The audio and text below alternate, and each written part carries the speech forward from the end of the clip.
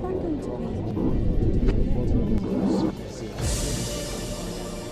I assume as President of Kenya. A chicken seller who became a successful businessman, a politician who rose to the presidency. William Ruto was officially declared President of Kenya after narrowly winning the election in August. The results were challenged by his longtime rival, Raila Odinga, who alleged vote rigging and a compromised electoral system. But Kenya's top court upheld Ruto's victory, dismissing the petition to nullify the outcome. While it's widely considered Africa's most stable democracy, Kenya has its fair share of burdens. I'm James Bays in New York, and it's here that the newly inaugurated President Ruto delivered his first address to the UN General Assembly. And that's where I caught up with him to discuss some of the challenges facing his country, from the deep ethnic divisions to a flailing economy, the threat of armed groups, and the worst drought in decades. The Kenyan President, William Ruto, talks to Al Jazeera.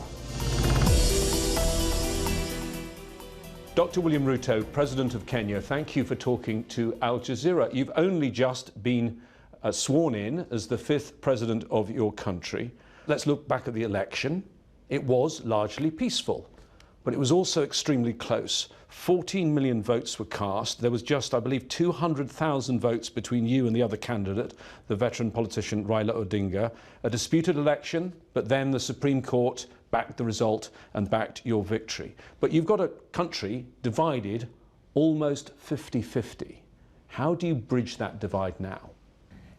I think to say the country is divided is not the right words. I think what we are saying is everybody has a role to play. There will be those of us that I lead that will be leading the executive. My competitors will be doing an equally important responsibility for the people of Kenya by providing oversight over the government that I will set up. So they too will be participating in the governance of our country. And the government of Kenya is the government of Kenya for all people. Whichever way they voted, whoever they voted for, they have a government that will serve them equally. I've been reading lots of profiles about you. They all say you're very hardworking and determined, but also tough and sometimes uncompromising. And you've read these same things I've read. Some people are speculating you might have an authoritarian streak. So are you the right man to build consensus? I think I have a history of building consensus, and majority of the people who have worked with me have come to appreciate that, yes, I am firm, I am determined, I am focused, and is the only reason I have gotten myself here, by being resolute, determined, and focused, because unless you are that firm, you can get nothing done.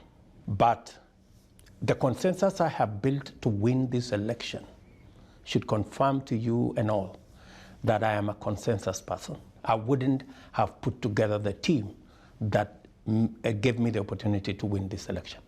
We said the election was largely peaceful, but you remember 2007, a very bloody election. Over 1,000 people were killed.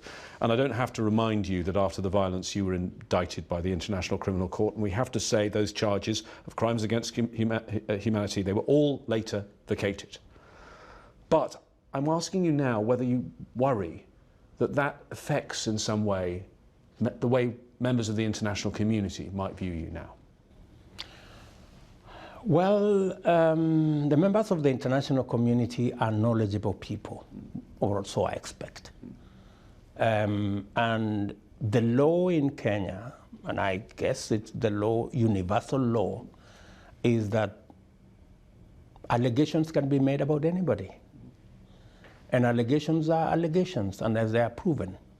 And if allegations are not proven, then it means they just remain rumors and insinuations. The people of Kenya, I didn't get here by any other means, but by choice. The people of Kenya went to the ballot in 2013, chose President Uhuru and myself as his deputy, the same thing in 2017. I ran in this election. The people of Kenya know me that well to make a choice as to what kind of a person I am. I know the international community may carry a bit of that baggage, but I think over the years, many of them have come to realize that I am not the person that was being described in those judges.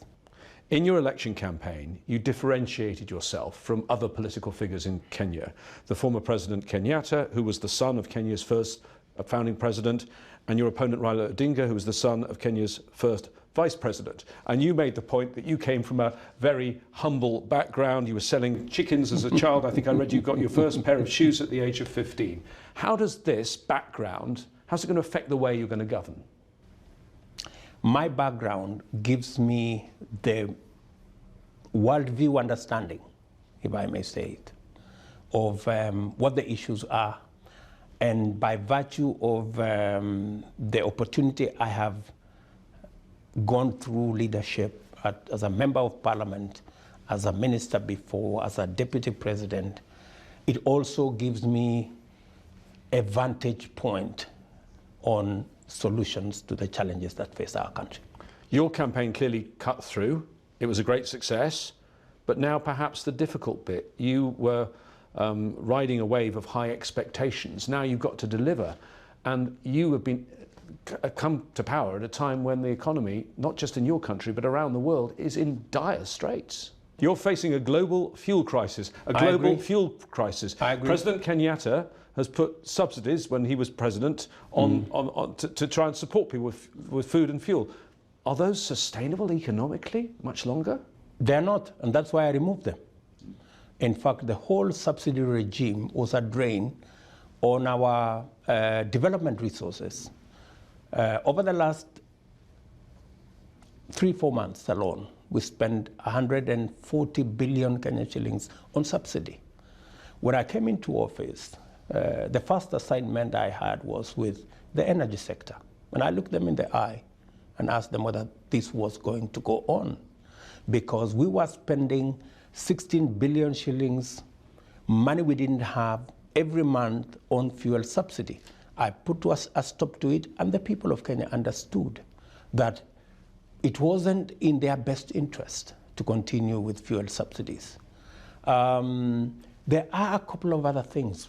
I made a commitment, for example, that we are going to enhance the financial independence of our judiciary so that we can better place the country at a vantage position for investment where commercial disputes could be decided upon in the shortest time possible. I appointed 6 judges that were outstanding.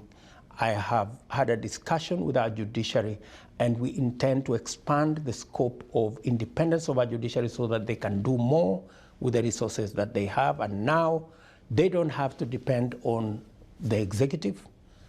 They have their own independent budget. I did the same with the police.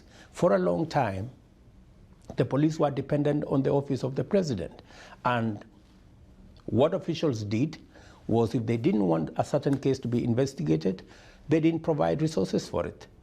I have now, in the last 2 weeks, I have removed the budget of the police from my office, and now they run an independent budget, an independent mandate. They can investigate whatever cases they want. They have to deal with security in the manner in which they figure out, and my government will be there to support them. We are making changes, some of which do not even require financial resources.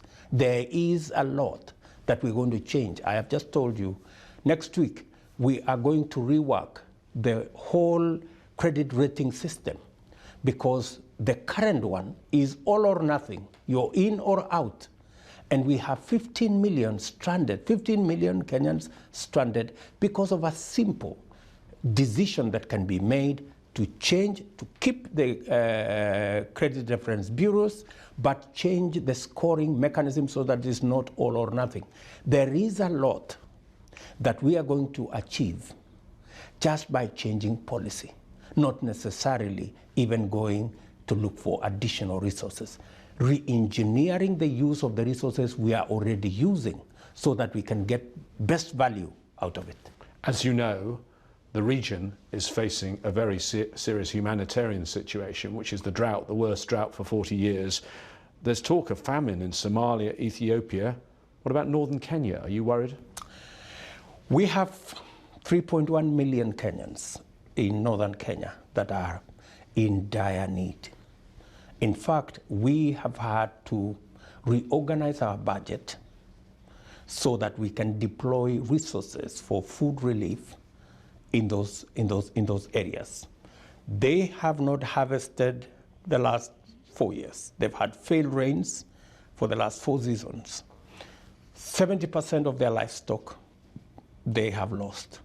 And therefore it is a real serious situation. That is why Kenya is championing, is providing leadership on matters to do with climate change, because we are living it every day. We can see it on our faces every day, the effects of climate change. And that's why Kenya will be looking at COP27 to provide the framework where financing for climate adaptation, for climate mitigation. 13 years ago, pledges were made for $100 billion every year. Nothing has been forthcoming. I think it's time for us to have a candid conversation with our partners, with the international community, especially those of us from the continent of Africa, where we are bearing the brunt of the effects of climate change without any support. I was asking the multilateral financial institutions to rethink, because many countries are reorganizing their budgets to provide for climate change effects rather than their development.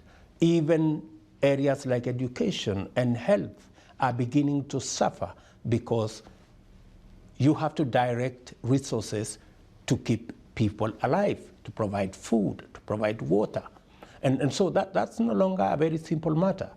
That's why those of us from the global south, specifically from Africa, want a real candid conversation on climate change and how we can deal with the people that are affected, how we can deal with the situations that are emerging, and the reality that we have to live with every day of people who are in dire need. Let's talk about Kenya's relations with other countries in the region. And just across the border in Somalia, the effects of the drought are really severe. There, they've had a peaceful transfer of power. I think many in the international community weren't expecting that. And you have Hassan Sheikh Mohammed back as the president there. He's done the job before. He's ruled out talking to al-Shabaab and wants to defeat them on the battlefield.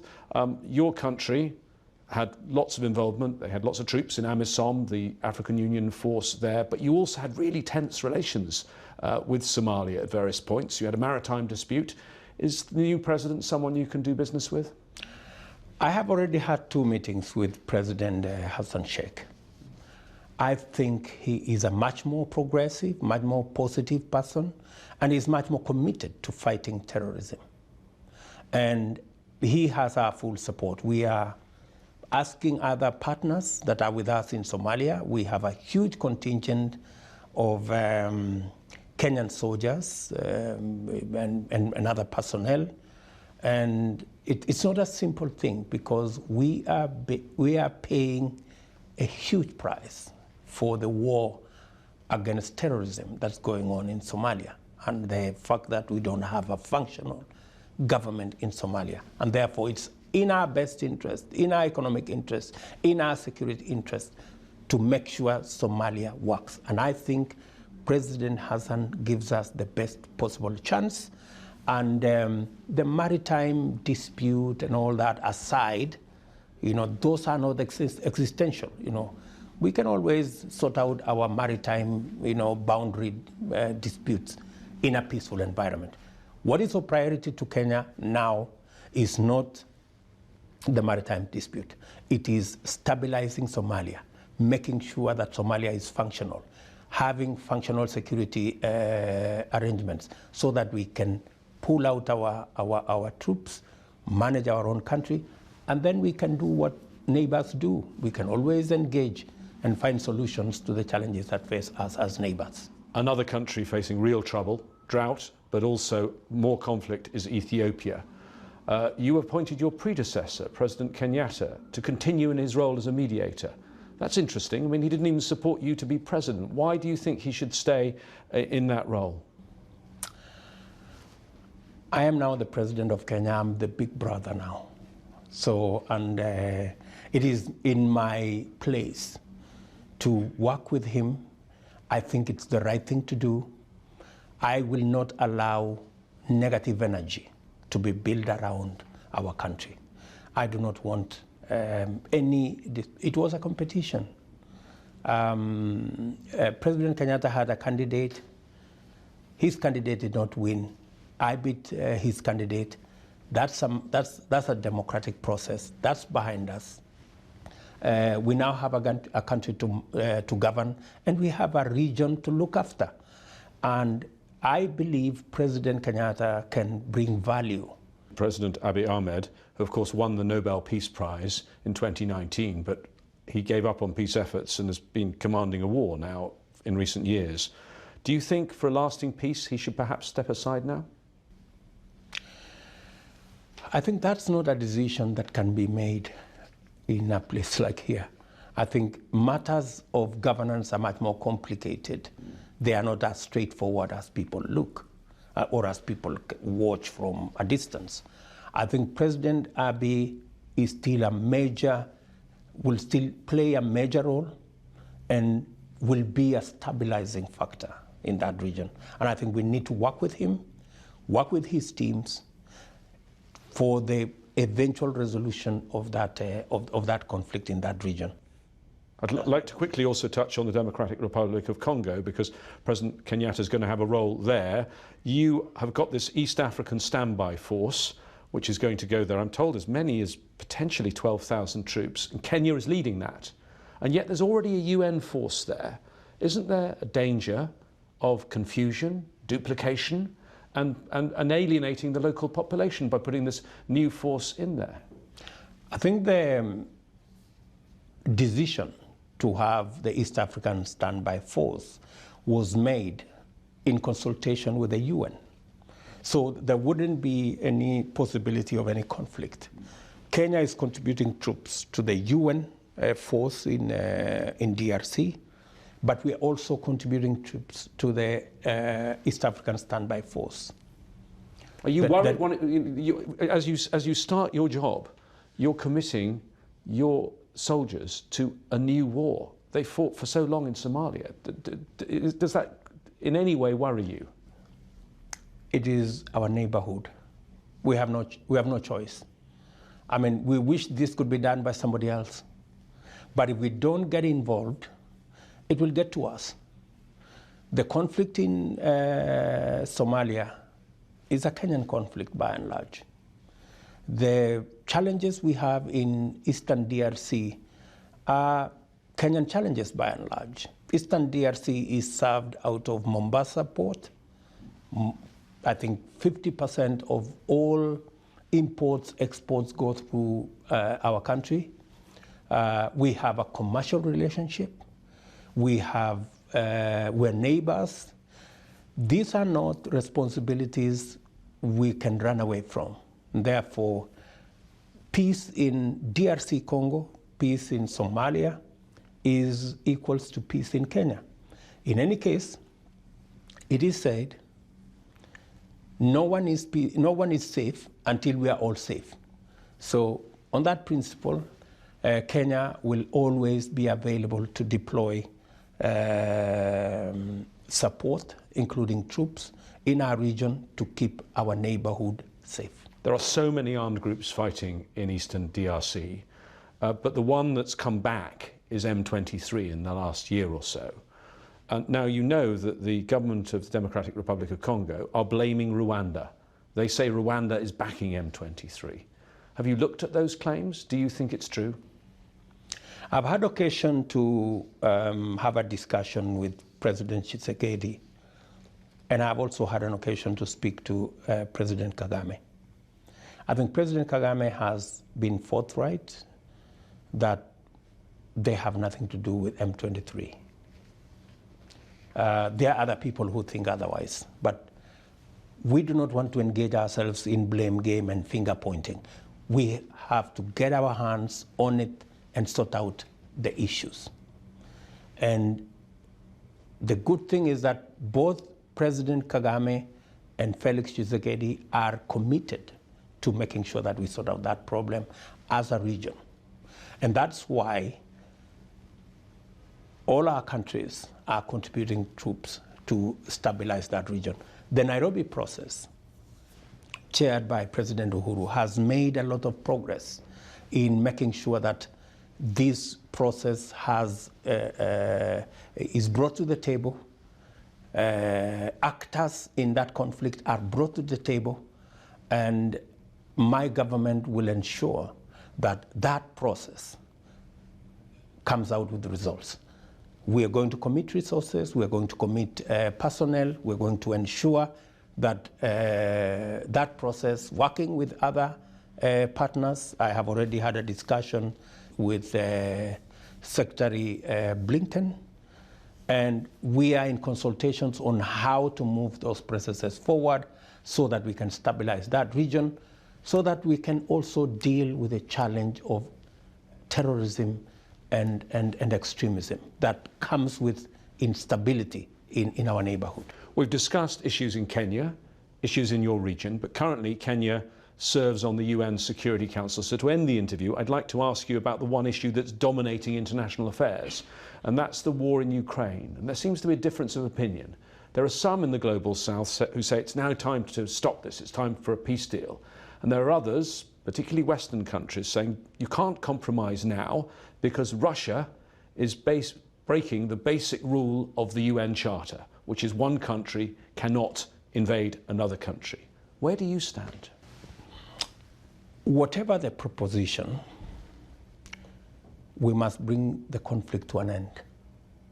Even if Russia benefits from its aggression? The position of Kenya is that we need a peaceful resolution, a mechanism that will bring the war to a stop, because whatever it is, we are all bearing the brunt of what that conflict portends for us.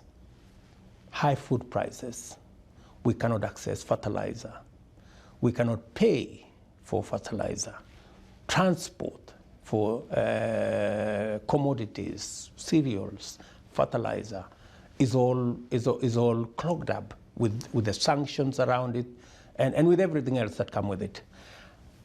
Our position is that in a war there is no winner and there is no right or wrong.